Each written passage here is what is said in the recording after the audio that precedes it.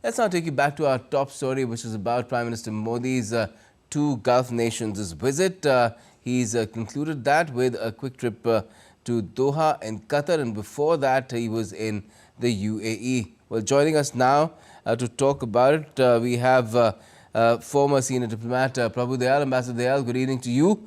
What do you make of this trip? It's been unprecedented, where we've seen Prime Minister Modi unveiling, inaugurating the large temple, the first such temple in Abu Dhabi. We've seen bilateral talks being held where there were 10 pacts. But let's also talk about Qatar, where he's met all the top three leaders in that country and held talks with them on bilateral, regional and global issues as well. How important is that in the context of the recent developments bilaterally as well as in that region itself?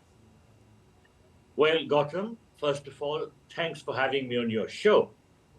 Let me mention that I served as Consul General in Dubai from 1994 to 1998.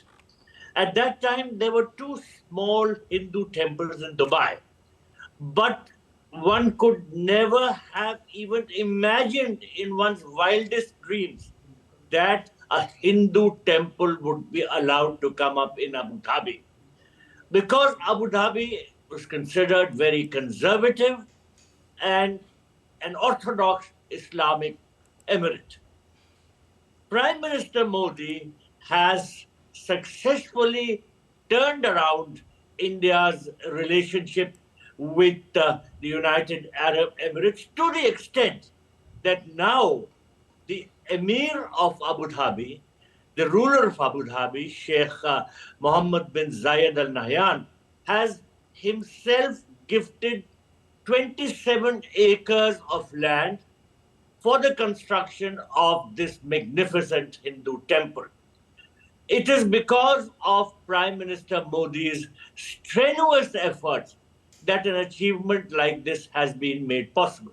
Now, let me mention that Prime Minister Indira Gandhi had visited the UAE in 1981. But after that, no Indian Prime Minister visited UAE till Shri Narendra Modi became Prime Minister of India. He became Prime Minister in 2014. The very next year, in 2015, he visited the UAE. And since then, he has visited 6 more times, so a total of 7 visits. And the president of UAE, Sheikh Mohammed bin Zayed Al Nahyan, has also visited India 4 times. Once as chief guest for the Republic Day Parade, recently as the chief guest for the vibrant Gujarat Summit, and also as a special invitee to the G20 Summit last year. So Prime Minister Modi has built such a strong friendship with the UAE president, who's also the ruler of Abu Dhabi, and they call each other brothers. It's a brotherly relationship. And the results are not difficult to discern. We see on your screen this magnificent temple. We see the priests of the BAPS temple. We see Prime Minister talking to the top-level UAE leadership. So that emphasizes how the partnership has become extremely comprehensive. You would recall that 2 years ago, India and the United Arab Emirates had signed the Comprehensive Economic Partnership Agreement. And since then, both sides have been working towards strengthening this relationship. And during this visit by Prime Minister Modi, there was this agreement signed on promoting bilateral investment. There was an agreement on the linking of digital payment systems and card payments. There was an agreement on promoting infrastructure cooperation.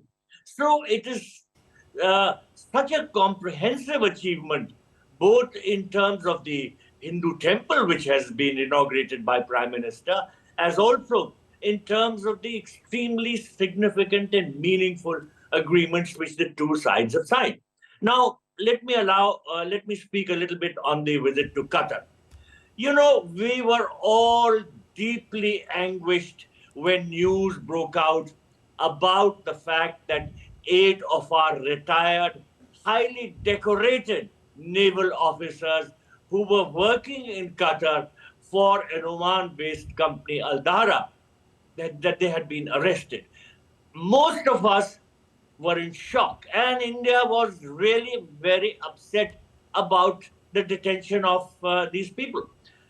Prime Minister Modi was the game changer. Of course, government made a lot of efforts at all levels.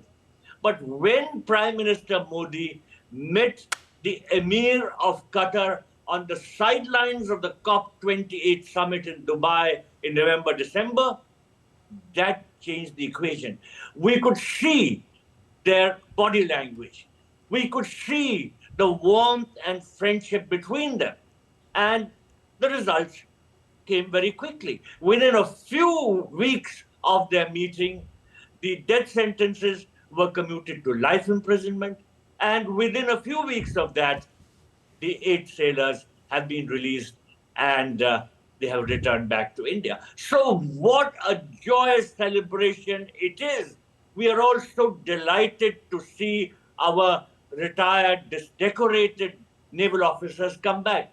And I Certainly. repeat, this happened because of the Prime Minister's personal initiative to meet the Qatar Emir on the sidelines of the COP28 summit. Now, once their release took place, the Prime Minister's visit to Qatar was announced, and I think the signal was not difficult to see.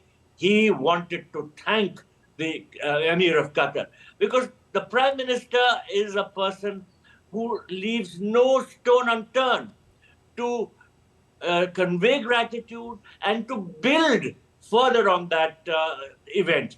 So his visit has been very momentous, very significant, Yes. and a number of areas have been Yes, identified where but the gratitude has cooperation not will be really been furthered. spelt out in as many words when the statements are released by the External Affairs Ministry about the Prime Minister's meetings with the leadership in Qatar. The other thing that has not been mentioned, both in the statements that have emerged after his meetings, where Doha and where Abu Dhabi and Dubai were concerned, were any talks related to the crisis, the conflict that is going on between Israel and Hamas, what's been happening in Gaza, and both these countries have a role as far as addressing the matter is concerned when it comes to the efforts to come to a ceasefire and the return of hostages. Do you think that is also something that is in a way deliberate, but that is a subject that has not been left untouched? Well, Gautam, let me tell you that everything which is discussed doesn't come out into the public domain. It doesn't have to come out in the Correct. public domain. There are a lot of discussions which are in camera and which are only kept confidential and secret, and they are made available to those who matter within government. Even within government, such discussions are not a matter of public knowledge that everyone, for instance, in the External Affairs Ministry would know. These are confidential discussions. So I wouldn't be surprised if the issue of the Israel-Hamas war was discussed. But if it has not been made public, I think that is for good reasons. Yes, the Let me Foreign also Secretary mentioned mention, in the context of the meetings in the UAE that the matter was taken up, it was discussed, but well, not in the case of Qatar. Well, maybe the two sides would have felt it necessary to discuss, but not to make the matter come out into the public domain, because it may have been very confidential in nature.